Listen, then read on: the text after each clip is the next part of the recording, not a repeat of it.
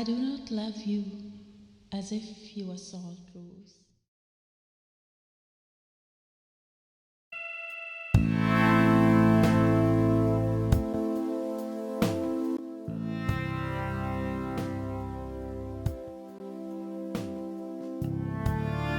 I do not love you as if you were salt rose or topaz, or the arrow of carnation the fire shoots off. I love you as certain dark things are to be loved, in secret, between the shadow and the soul.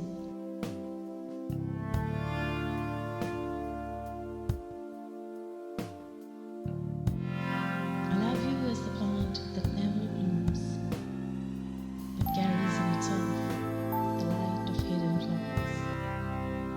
Thanks to your love, a certain solid fragrance, risen from the earth, lives darkly in my body.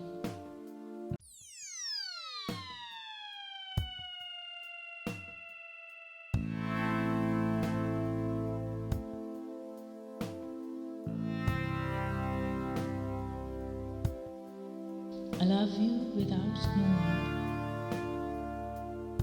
how or when or from where.